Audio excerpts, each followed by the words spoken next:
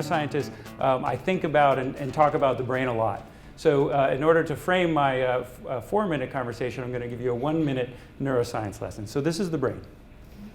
Okay, everybody has 100 billion neurons, each one making between 10 and 20,000 connections. It makes it the most complex entity on the known universe, and we all have one.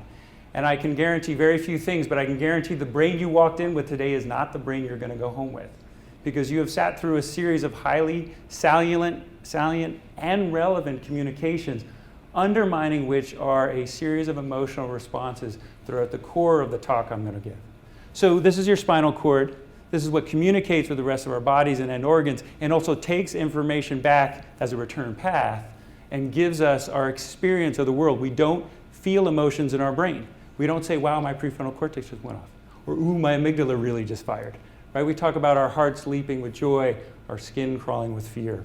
So our spinal cord connects to our hindbrain, which is represented by my palm, which is sometimes referred to as the reptilian brain, because we share these structures with reptiles. And it really modulates very simple things. Am I awake? Am I asleep? Is my body temperature the right way? Am I able to activate the kinds of energy I need for the world? The hindbrain then connects to the midbrain, represented by my thumb, sometimes referred to as the mammalian brain, because we share these structures in common with mammals. And this is where emotion happens. Sometimes referred to as the subcortex, sometimes referred to as the limbic system. And then my fingers are the forebrain, which is the neocortex, uniquely complex, uniquely human.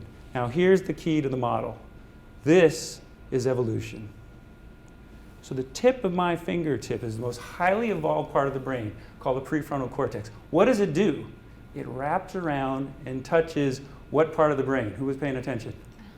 The emotion centers, right? So we've actually fundamentally evolved to get information from our emotion centers and make use of that. Now, these are two brains interacting. Now, my academic work was as studying how patients and doctors communicate and connect with one another, and how underlying empathy are these emotional synchronous moments. And we have been wired over millions of years to connect with one another. What is happening today is we are now connecting to one another through technologies. And that is fundamentally changing the way in which we relate to one another. Now I'm going to talk very briefly about 3 themes that I think impact the future of advertising.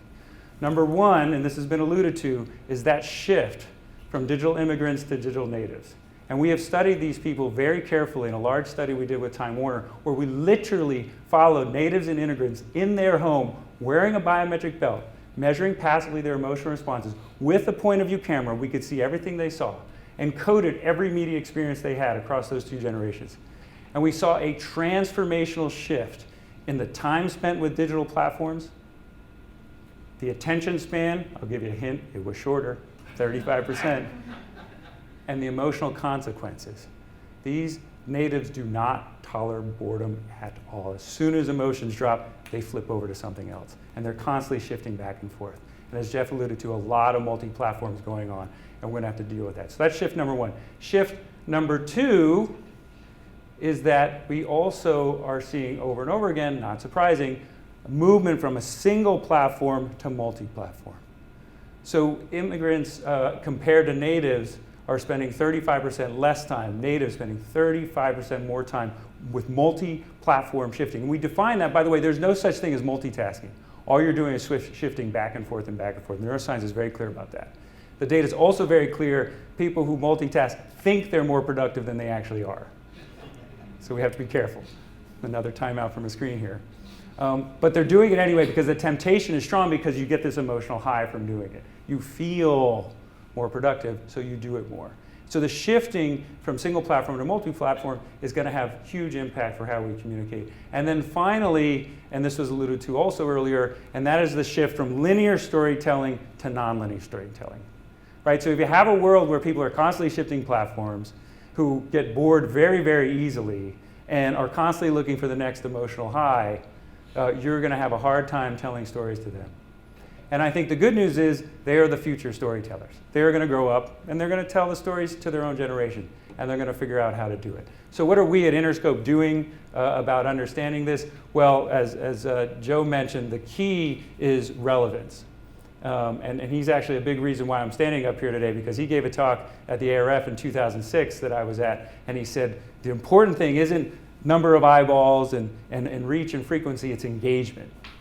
And I went back to my business partner and said, I think we're measuring engagement.